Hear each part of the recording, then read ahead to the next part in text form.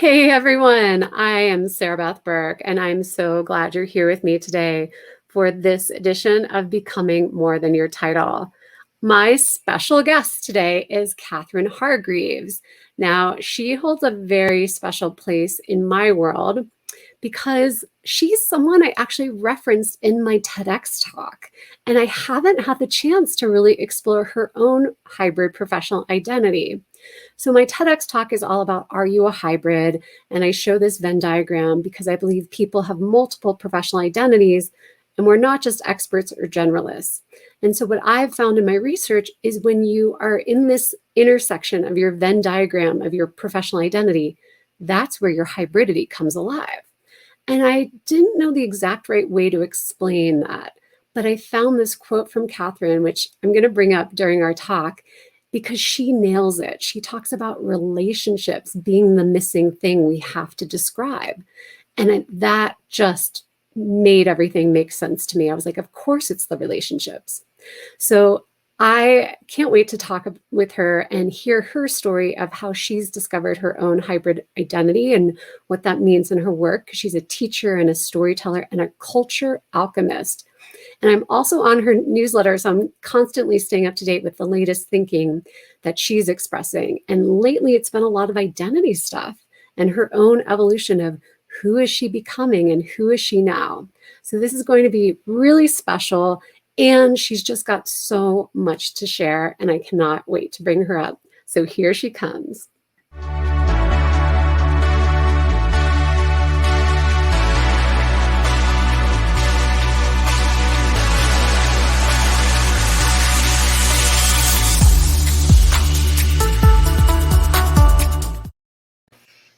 Katharine, welcome. Hi. Hello. Thank you so much, Sarah Beth. I'm so delighted to be here. Of course, this is just one of those moments. I can't believe it's happening, actually. You and I are talking for real. Yes, it feels so magical. This has literally been years in the making for me. I don't think I realized that until you got here. And I was like, holy cow, she's a person I've been watching and studying. And now here we go. We're talking finally. Yes. So the way I like to get started is getting to know about you. And I use that question, what do you do? Because that's the way we so often talk to people when we're meeting them. So Katharine, tell us, who are you and what do you do?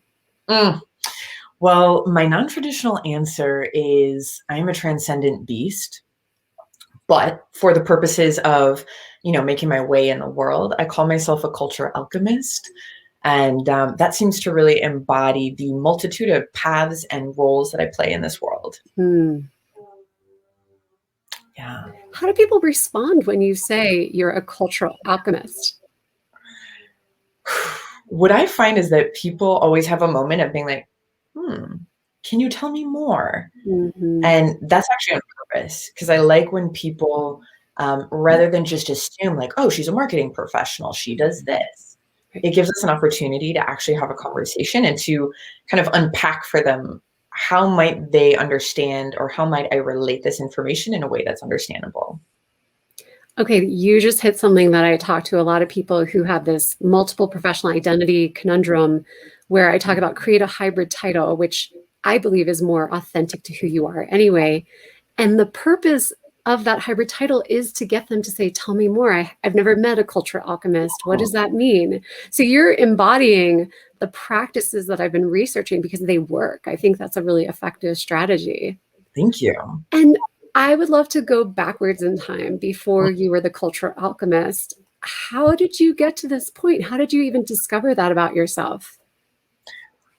That is such a good question, and one that I actually, I really like to talk about, because I think there's this idea of like, it's a very outdated, old idea of we graduate, we have this degree, it gives us this open door into our career path, and then we just run down the rail until we're dead. I don't believe in that. That just to me does not feel like how our world actually works. So I have been in a very circuitous, at times what felt like disconnected path to find this. And what I've realized is that I've had many different opportunities to try on different hats, different roles, different identities. And each one of these was an opportunity to actually learn different skills rather than, this is the end destination for me. Right. And as I kind of retrieved these different skills from different contexts and areas where they made sense to learn them, I started to see the fuller picture of who I am and what these skills are actually helping me do. That's big work. Not everyone is sort of assimilating like that and seeing it as a journey of evolution and gaining.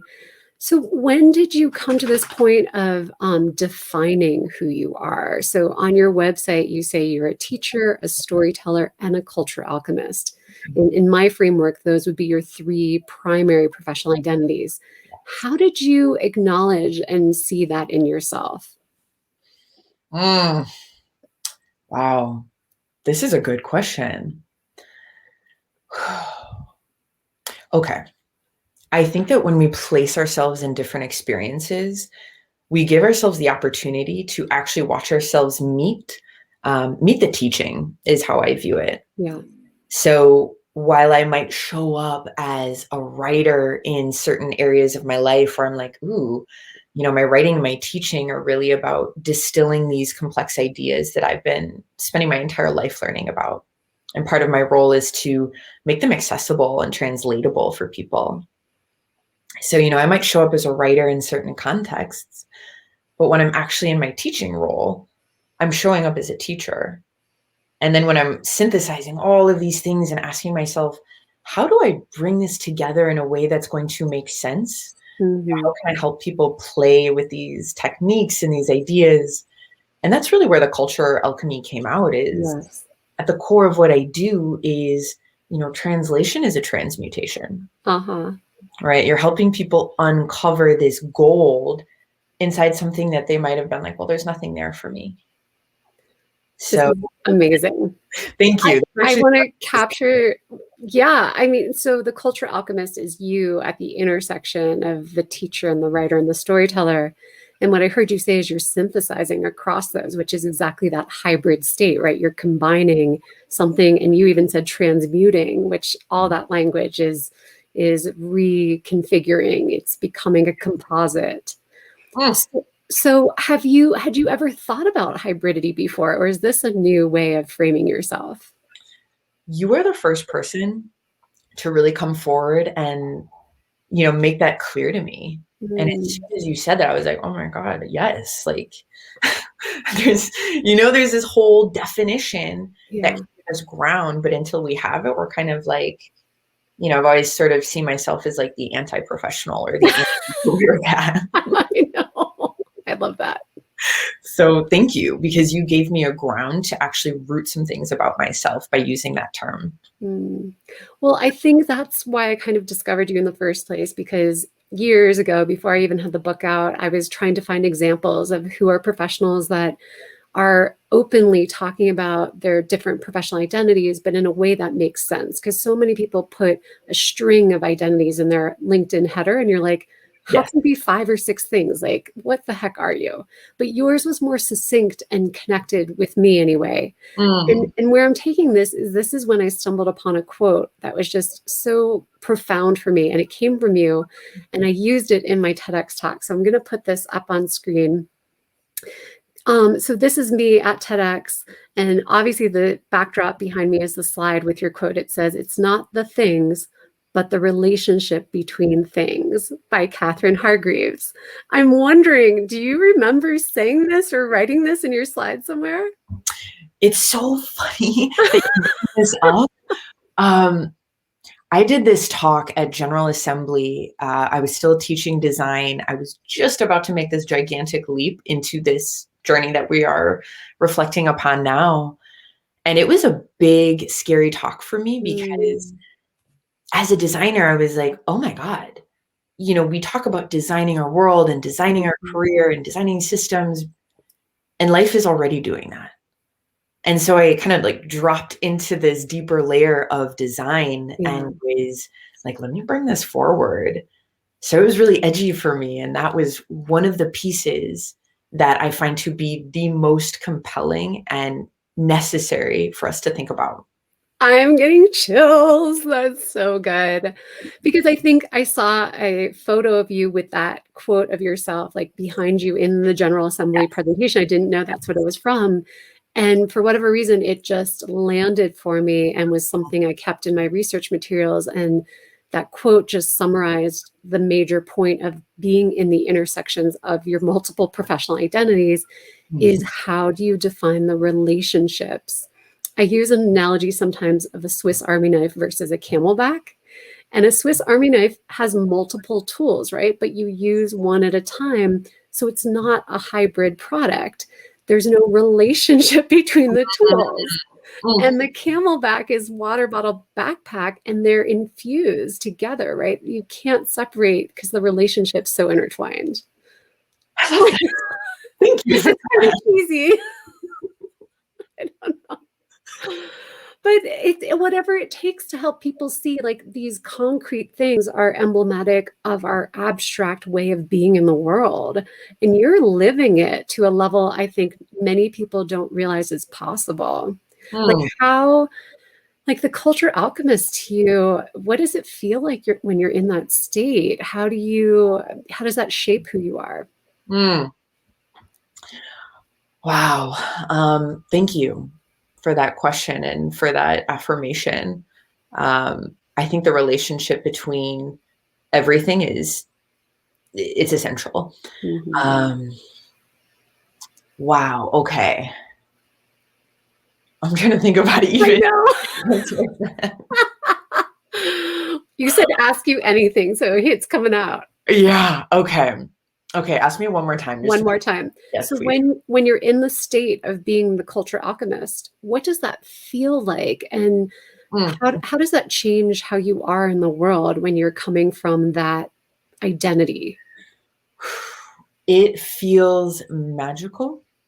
It feels when I am living in my gift, when I am honoring that side of myself, Mm, um, it really feels like the most fun, natural place for me. mm, Because all my life, I have been a synthesizer. I draw connections between things. And that's what cultural alchemy, my cultural alchemist thing is all about, mm. is how do I help people see that there are these connections everywhere? Right. Relationships dictate our world. You cannot remove yourself from the context without actually really harming yourself to some extent. We can't go into that abstraction. Yeah. So when I'm in the cultural alchemy place, I feel connected to myself, to my gift, to the people I'm working with. Yeah. You know, it kind of feels like you're on this magical scavenger hunt and there's like something drawing you forward and you're like, you know, it's just like the mysteries of the universe feel like they're revealing themselves to me and I am just in my place. Ooh. I would just want to restate that last part. You are in your place when you are the cultural alchemist. Yeah. That's your truth, right? That's your state of greatest being, Mm-hmm. which is what I try and express to people. When you're in your hybridity, it's the sum of all of your parts. You're your fullest you. Yeah, snaps. Oh, Yes, wow. Yeah. that's exactly right. Okay, but new question. Mm-hmm. In an email newsletter you did a couple weeks ago now, the subject line was "Who the F am I?" And I was like, yes, I'm reading this because I'm all about identity work. And you have had a major, I don't know if it's a breakthrough or revelation, but what's going on with you and your identity right now? Can you describe a little bit more? Oh yeah. um, recently there was a moment in my work where I found that if I really wanted to be in the work that I came here to do, I would need to be absolutely, absolutely ruthless in Mm, owning that. okay. And parts of my truth, I was like, "Ooh, okay, like I'm gonna have to get really vulnerable.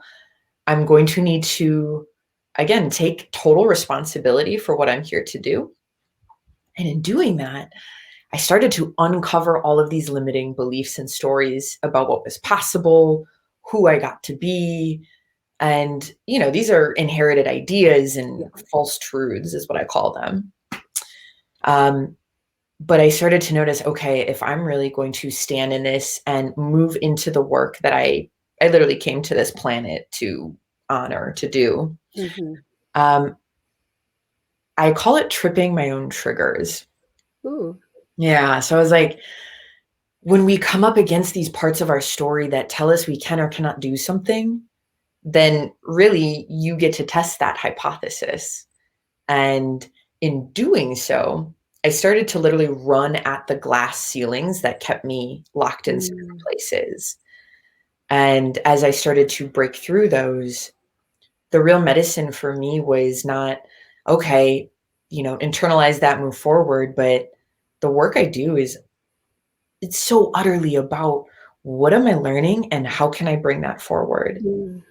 So to honor that fully, I was like, I think I'm going to need to bear my deepest, most gut wrenching identity uh, investigations, because only in moving past that and saying I'm not going to be limited by what other people think I can do or what they think is right for me to do.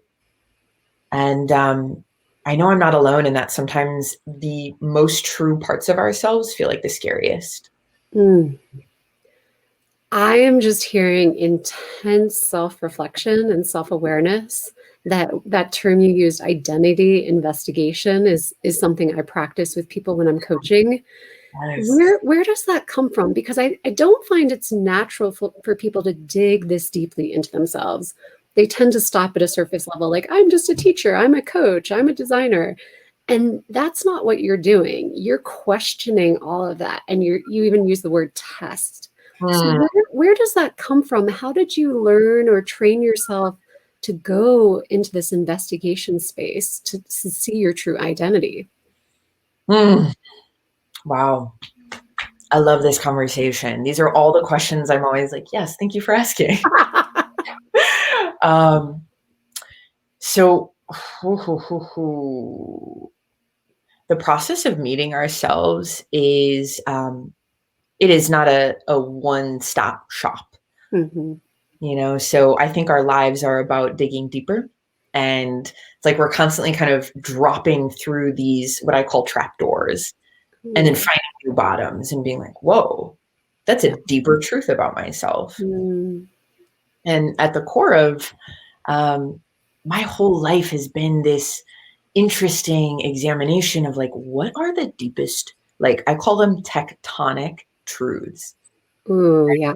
those like bedrock things. It to me, it's Mm. kind of like quantum physics. You're getting down into the atom, and as you get closer and closer, you start to see that everything is connected. And then you start to pull on these threads, and you're like, well, what does this mean? What does that mean?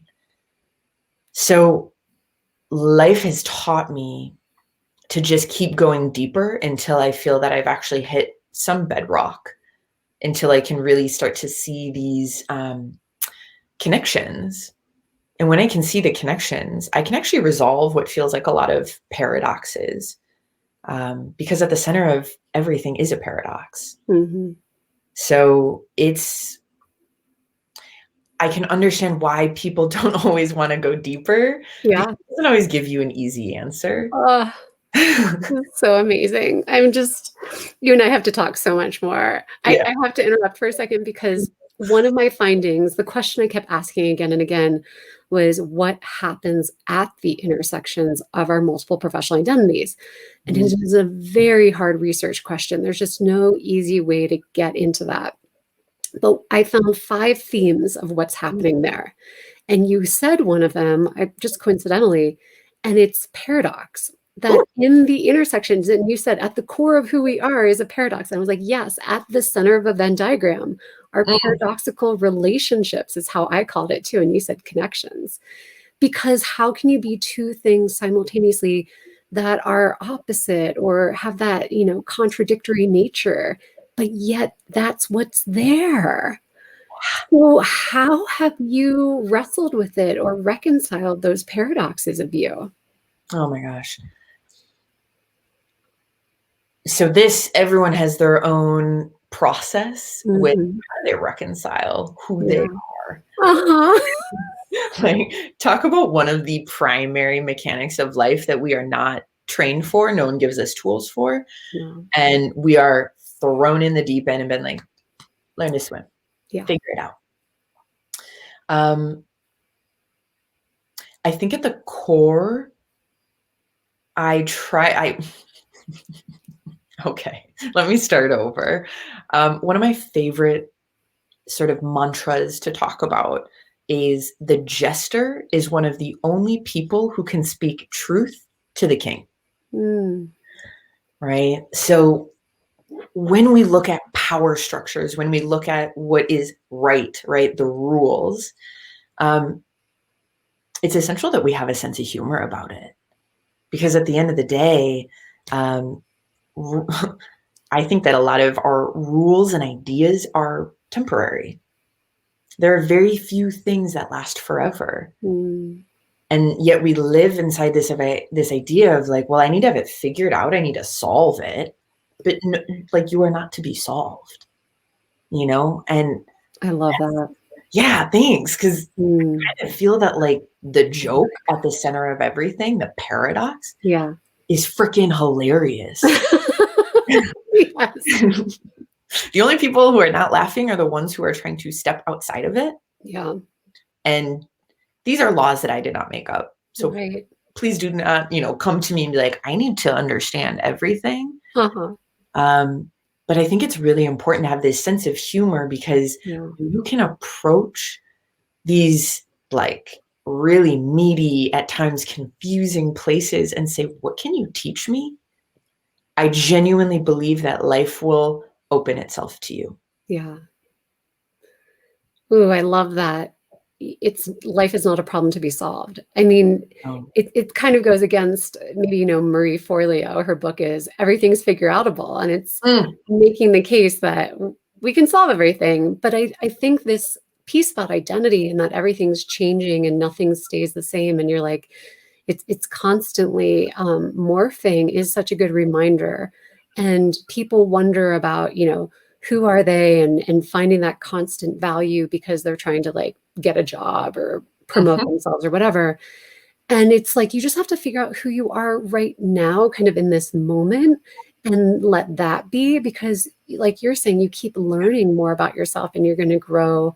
And so these other identities are going to show up, and then you have to be ready to accept and sort of reintegrate the new. And yeah, that process, you get it. And then laugh about it, to your point. life is going to keep changing. Yeah.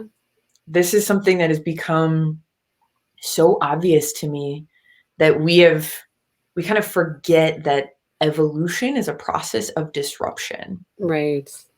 So the joke is, can you learn to flow and accept that life is never going to stay the same for long? Yeah. And I think as humans, we're programmed to want to just, I don't know, just think that things will be the way they are today. It's Mhm, hard for us to envision all of the evolution and adaptation. mhm, Um, I forget his name. Is it Dan Harris? Anyway, he has the TED Talk about, who you are now is different than who you were 10 years ago, and that shape shifting. mhm. So, who are you now, Katherine? What are the new levels of Cultural Alchemist? And if you want to tell us about the transcendent beast, I am curious about that too, but I don't know if we need to go there. Back. Oh, thank you. That was it's a joke that I used to have with myself, because people be like, what do you do for a job? And I'd be like, well, that's a funny question. Yeah. Um, so who am I now? Mhm. I really feel that I'm living more deeply into all these areas. This, I've been thinking of myself as a wisdom keeper. Ooh. Yeah, like I'm studying with a lineage that's you know 50,000 years old, earth-based technology. So Mm. I'm really interested in how humans have passed on wisdom, and how we source wisdom, how we explore that. And I've been on a really big rip recently that the answers are everywhere in front of you. It's just a matter of actually starting to see. Mm-hmm. So yeah, I'm really interested in, to me, my big role on this planet seems to be making sense of massive evolutionary knowledge, Wow. putting that in service to humanity. That's a big role. Mhm. Welcome to that new job. Thank you. I'm, I'm still like trying And a name badge. and you've named, I think you have a new project that you just released. It's called God X. Do you want to tell us a little bit? Is that part of this identity shift? Is that an extension? Okay. Yes. So God X is a space that, it's talking about living into these identities. It took me about Mm, 3 years to get up the guts to bring this forward. The word God is incredibly triggering, yes. myself included. And that's purposefully why I use it, Mm, because I'm actually seeing that we are that powerful. And when, this whole idea of learning to see our relationship with our surroundings, with our world, with ourselves, that's really what I'm teaching. And so much of my work as a writer, as a designer, as a teacher, as a systems, strategist has been about seeing these, I call them ancient future transformational technologies. wow. What has worked, what has been evolving us since before we had the internet, since Hmm. before we had these fancy forms of technology. So a lot of what I teach in Godex is just that. Let us learn from the contextual information, relationships, and technology that have governed this planet for millennia. Hmm. And this is actually, to me, some of the most advanced technology that exists. Everything that we've invented just builds on the wisdom there. Wow. So this is the space where I think in our world, we need more opportunities to actually engage with that. And I think reconcile some of the massive divisions and splits that have emerged within us. Like, I think it's time for us to come back into right relationship with ourselves and our community and our planet. Oh, incredible. I'm trying to like hold on to all the thoughts I was just having. And John Rich, I think, has been listening and he's sending out some keywords. He's heard about mirrored eyelids and keys. So thanks, John, for your comments. Tell me again, what was the term you just used to call yourself? Wisdom something? Wisdom keeper. Wisdom keeper. And that kind of isn't another way of, because what I just heard you describing in all these technology shifts and the ancient and the new is the synthesizer again, right? You're a systems relationship synthesizer, but now you're becoming more of the wisdom keeper of the synthesis or something. I see the connection. I just don't know how to describe it. Does Mhm. that resonate with you? Is that sort of what you're doing? The more that I've done the work that I do and like Mm, digging into these deep paradoxical truths, the more I've been granted understanding. And mm, I think the role of any teacher is to hold knowledge extremely lightly, right? I love that. Amplify by Love sharing. that.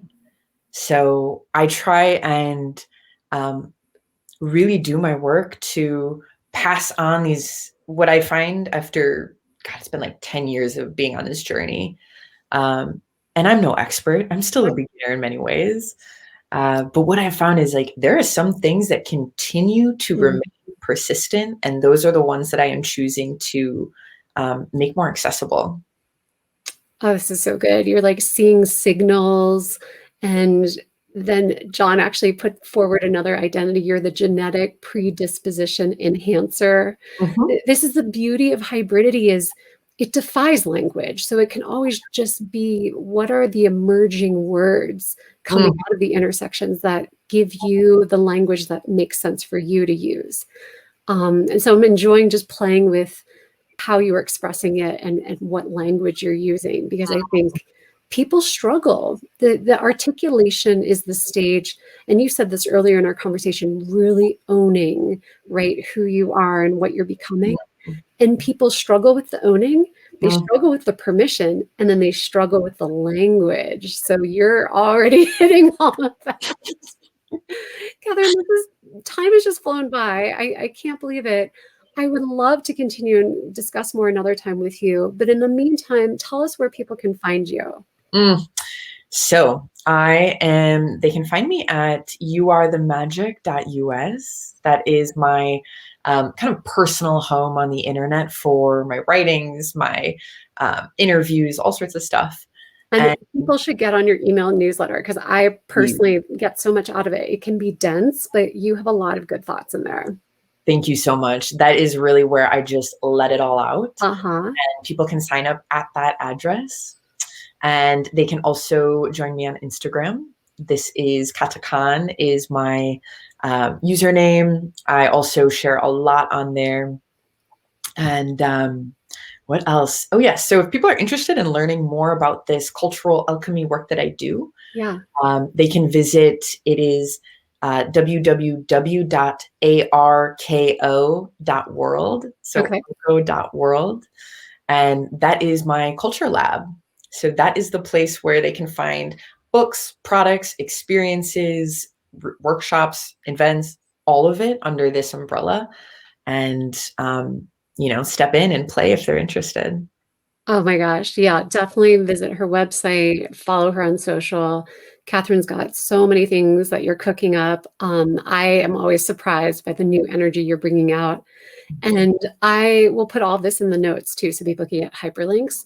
And then Awesome. if people are interested in understanding more about their professional identity and how you merge your different parts of yourself into this hybrid, which Katharine's the best model of that in front of us, come to morethanmytitle.com. I have a bunch of resources, and the book behind me really explains what hybrid professionals are doing in the world. Katharine, I just want to thank you for sharing and gracing us with all of your identity explorations. I've had an amazing time talking with you. I can't believe this. Thank you. Same here, Sarah Beth. It has been such an honor. And thank you for sharing your platform with me. Anytime we will do this again. Oh, Bye, my everybody. pleasure.